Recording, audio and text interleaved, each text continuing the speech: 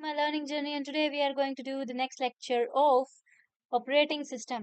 तो last lecture में हमने डिस्टेंस वेक्टर राउटिंग शुरू की थी, जिसमें हमने देखा था राउटिंग क्या होती है, डिस्टेंस वेक्टर राउटिंग क्या है, और राउटर को क्या इंफॉर्मेशन पता होती है, राउटिंग टेबल क्या होती है, डिस्टेंस और कॉस्ट क्या चीज होती है, बेलमैन-फोर्ड एल्गोरिथम देखी थी हमने, और एक एग्जाम्पल देखा था जिसके अंदर राउटर थे एंड ऑल। ठीक है, आज हम देखने वाले हैं कि जो राउटिंग टेबल है या फिर राउट जो है वो अपडेट कैसे होते हैं, काउंट टू इन्फिनिटी प्रॉब्लम क्या है, स्प्लिट ओरिजिन, पॉइजन रिवर्स, ये सब चीजें क्या होती हैं। ठीक है, स्टार्ट करते हैं राउट अपडेट कैसे होता है। अब देखो, अपडेट प्रोसेस जो है ना वो ऐसे चलता है कि दो तरीके होते हैं। एक होता है पेरियोडिक अपडेट, यानी कि हर राउटर अपनी पूरी टेबल अपने नेबर को फिक्स टाइम पे भेजता है। जैसे कि RIP में 30 सेकंड में एक बार, चाहे कुछ चेंज हुआ हो या ना हुआ हो, 30 सेकंड में एक बार वो भेजेगा ही भेजेगा, यानी कि टाइम पीरियड के अंदर अंदर। मान लो कि मैं तुम्हें कह दूं कल से तुम्हारी क्लास है 9 से लेके 12 बजे तक, और उसके बीच में तुम किसी भी टाइम आके with in the period of 9 to 11, मतलब कि या फिर कह लो हर 10 मिनट का एक पीरियड है, ठीक है, एनी 10 मिनट के बीच में आके तुम मेरे से वो काम करवा सकते हो। या फिर तुम्हें मैं कहूँ कि तुम्हारी अटेंडेंस, इस चीज को बोलो, मैं तुम्हें कहूँ तुम्हारी अटेंडेंस तब लगेगी अगर तुम हर 10 मिनट में आके मेरे पास आके अटेंडेंस लगवा के जा रहे हो उस 2 घंटे के बीच में। यानी कि हर 10 मिनट के बाद तुम मेरे पास आ रहे हो, हर 10 मिनट के बाद, ये पीरियड हो गया। तो हर 30 सेकंड में एक बार। अब वैसे मैं वो एग्जांपल देने वाली थी कि हर 2 घंटे में एक बार आना पड़ेगा, बट वो बन नहीं रहा था। तो हर 10 मिनट में एक बार। ठीक है, चाहे कुछ ट्रिगर हो या ना हो, चेंज हो या ना हो, पीरियोडिक अपडेट में क्या होता है समझ गए होगे। नेक्स्ट आता है ट्रिगर अपडेट। ट्रिगर अपडेट क्या होता है, अगर कोई लिंक फेल हो जाए या कोस्ट चेंज हो तो तुरंत अपडेट भेजा जाता है।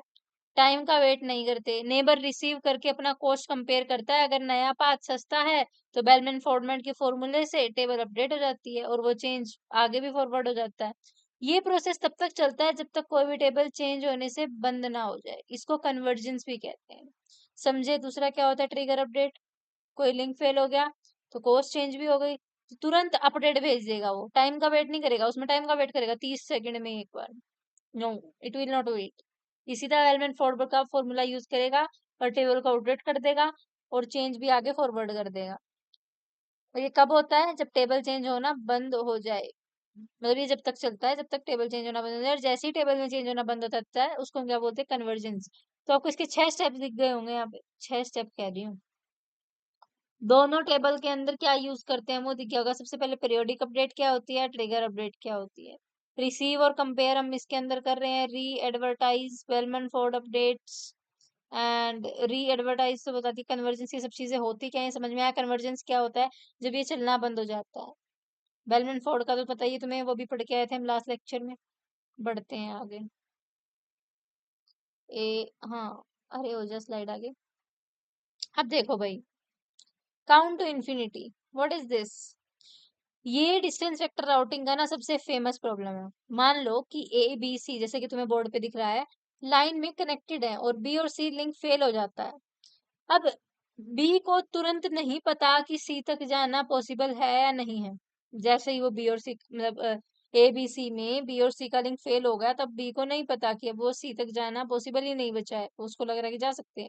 लेकिन B A से पुरानी स्टेज इंफॉर्मेशन मिलती है, A से उसको पुरानी इंफॉर्मेशन मिलती है कि AC तक 2 कोस में पहुंच सकता है। समझे कैसे। ओके, तो B सोचता है कि चलो मैं A के थ्रू जाके C तक पहुंच सकता हूँ। तो कोस्ट कितना हो गया उसको, A से C जाने में 2 लगता है, +1 तो 3 लग जाएगा। समझ रहे हो, B to C जाने में थ्रू A कोस्ट इज 3।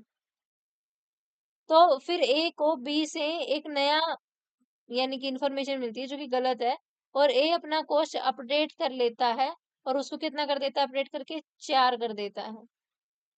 ठीक है, और ये पिंग पोंग चलाता रहता है। कोस्ट बढ़ता है 1 3 5 7 ऐसे जब तक इन्फिनिटी ना पहुंच जाए।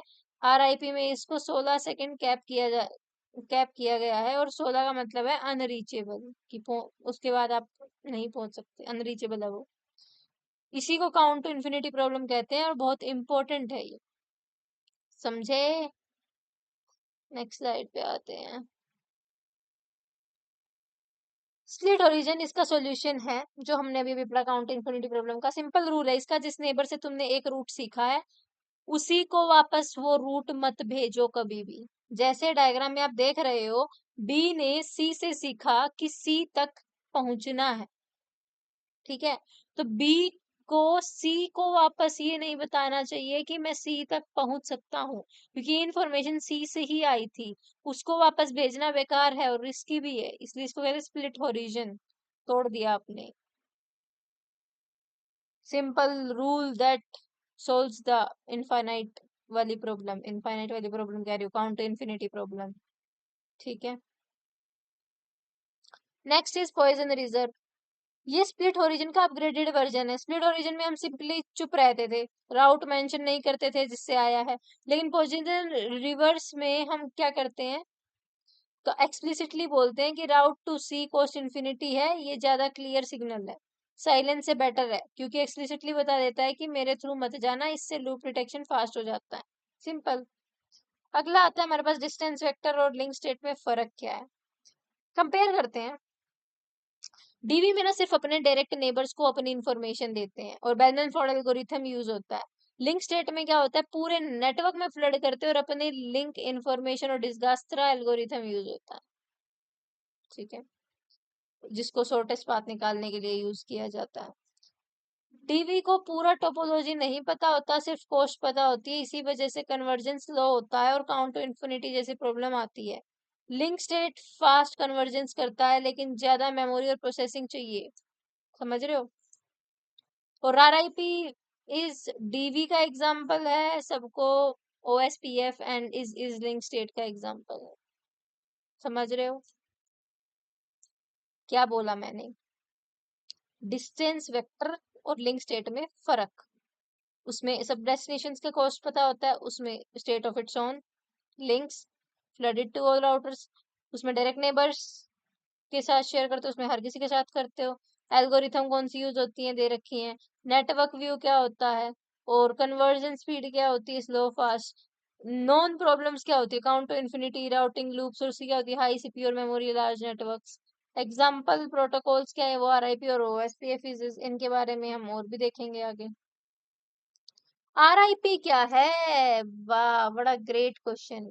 तो आरआईपी एक है routing information protocol. Distance vector का सबसे क्लासिक रियल वर्ल्ड एग्जांपल है ये। मैट्रिक्स है, होप काउंट मतलब कि हर लिंक का कॉस्ट 1 माना जाता है।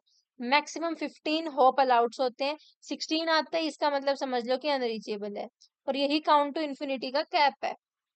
हर 30 सेकंड में पूरी टेबल ब्रॉडकास्ट होती है और यूडीपी पोर्ट 520 पे होती है। लूप प्रिवेंट करने के लिए split origin with poison reverse use करते हैं, और आरआईपी के दो वर्जन है, V1 और V2। Everything is written on the slide. Matrix होती है इसके अंदर, होप काउंट, ठीक है, मतलब हर लिंक का कॉस्ट 1 माना जाता है। मैप ऑफ काउंट 15 होते हैं, 16 हुआ तो वो होता है अनरीचेबल होता है। अपडेटेड इंटरवल बता दिया मैंने, हर 30 सेकंड में। ट्रांसपोर्ट यूडीपी और स्पोर्ट 520, समझ गए। आगे बढ़ते हैं, इसको प्योर डिस्टेंस वेक्टर भी बोल देते हैं। ए, ए, ए। आगे लास्ट टॉपिक ऑफ टुडेज, उसके बाद हम एक न्यूमेरिकल करेंगे कि क्वेश्चंस जो पूछे जा सकते हैं, पॉसिबल क्वेश्चंस, तो इनको याद करना जरूरी है। सबसे पहला है, what is the main drawback of distance vector routing. Distance vector routing और लिंक स्टेट में क्या फर्क है, ठीक है। The count to infinity problem है उसका सबसे बड़ा ड्रॉबैक। फर्क क्या है, इतने सारे देख के आए अभी हम। What algorithm does DV use, कौन सी यूज करता है, डिजगास्त्रा या फिर बेलमन फोर्ड। Bellman Ford. और link state Dijkstra. What is split origin and why it is fully sufficient? It stops the router from advertising a route back to the where it learned it, and prevent nodes to loops but not longer loops involving 3 plus routers. Okay. Next question है, how does poison reverse improve on split horizon. कैसे करता है ये। How does RIP cap hops count at 15, वो 16 पे unreachable हो जाता है, दैट ओल्ड स्टोरी, अभी भी हम जो पढ़ के आए। ओके, अरे अरे, आगे चल जा slide. So last numerical of today's class, then we will do it in next class. अब ये न्यूमेरिकल सोल्व करते हैं। इसके अंदर क्लासिक 3 राउट प्रॉब्लम है, x y z. Direct cost है x minus y is 2, y minus z is 1 and x minus z is 7। समझे? लेकिन बेलमैन फोर्ड फॉर्मूला लगाएंगे तो d x of z is equal to minimum of c of x y plus z plus d z of z. ये पूरा जो formula हमने लिखा था, इस फॉर्मूला के जो सामने लिखा है मैंने, इसको यूज करते हुए मैंने निकाला minimum of c of x y क्या होगा। 2 दे रखा है सी ऑफ एक्स वाई, ये देखो मैं एक बार वो कर लूं, तो मेरे को पेन लेना था। तो देखो इसने क्या बोला, सी ऑफ एक्स वाई हमें क्या दे रखा है, 2।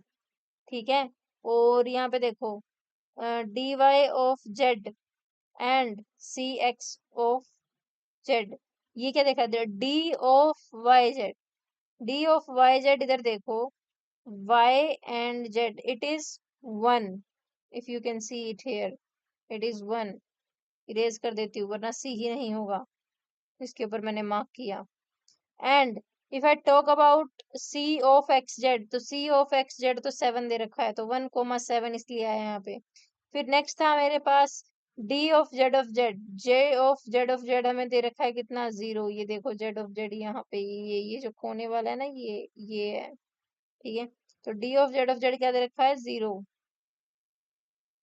ऐसे मैंने मिनिमम ऑफ इसका निकाला, इसका मिनिमम कितना आ जाएगा, 2 + 1 कितना होगा, 3,7।